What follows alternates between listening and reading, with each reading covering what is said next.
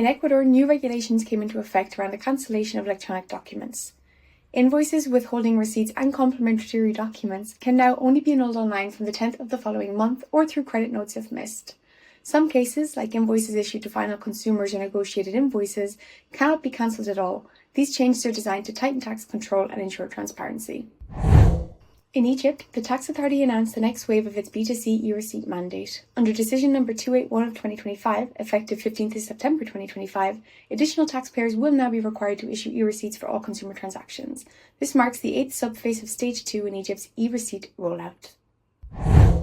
On the 3rd of September 2025, the Ministry of Public Accounts and the Minister Delegate of Trade, SMEs and Social Economy issued a letter to the FNFE MPE outlining a series of simplification measures. The changes are designed to ease the administrative burden on businesses, but they still need to be formally enacted before they take effect. Let's take a look at what's on the table. So first we have the elimination of B2C transaction reporting, the removal of blank e-reporting, no new mandatory data fields, inclusion of extra EU transactions, tolerance for entities without CRN, grace period for entities with CRN not yet integrated, and deferral to 2027 for non-established entities. All of this is meant to simplify compliance and give businesses more breathing room. Let's wait and see what happens. In Ghana, the Revenue Authority confirmed that the Fiscal Electronic Device Act will be fully enforced from early 2026. This means businesses will have to issue VAT invoices using approved electronic devices, creating a stronger digital audit trail. The move comes alongside wider VAT reforms expected in Parliament by October 2025. In the Ivory Coast, the tax authority announced an accreditation procedure for integrators and publishers connecting to the e-invoicing platform. Requirements include being tax registered in the country, compliant with filings, and passing technical inspections to ensure invoices match official standards. This measure, announced on the 12th of August 2025, will strengthen oversight of accredited providers. In Nigeria, the Federal Inland Revenue Service extended the deadline for large taxpayers under its new electronic fiscal system.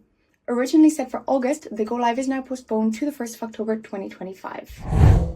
North Macedonia has announced plans to roll out mandatory e-invoicing. Testing is expected from January 2026 with full go-live in October 2026 for all taxpayers. The system will capture transactions in real time, aiming to eliminate fake invoices and VAT fraud. In Oman, the tax authority outlined criteria for selecting the first 100 companies to join its e-invoicing pilot in 2026. Factors include company size, sector, transaction volume, and compliance history. This pilot will help shape the nationwide rollout plan for later that year. Looking to Poland, on the 5th of August 2025, Parliament gave its final approval for the KSF mandate. This concluded the legislative process and confirmed that all B2B invoices must flow through the national e-invoicing system. Non-structured formats like PDFs will no longer be valid for B2B.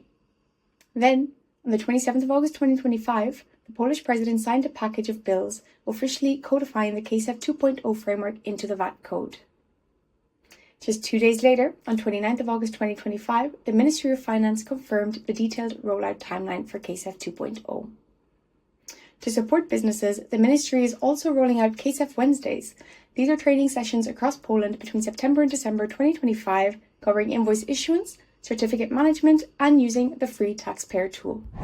Slovakia published a draft law on e-invoicing and e-reporting. In August 2025, it adopts a PEPL-based model and applies to all VAT-registered businesses for B2B and B2G transactions.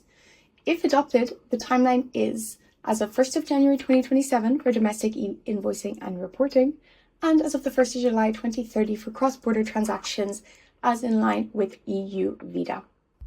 The EU Commission published its 2025 annual report on taxation. It discussed many topics, including how the EU VAT gap was €89 billion in 2022, down long-term but still significant. The VIDA package, adopted in March 2025, introduces real-time digital reporting, single VAT registration, and VAT collection responsibilities for platforms. Expected impacts include reducing VAT fraud by 11 billion annually and saving businesses over 4 billion in compliance costs each year.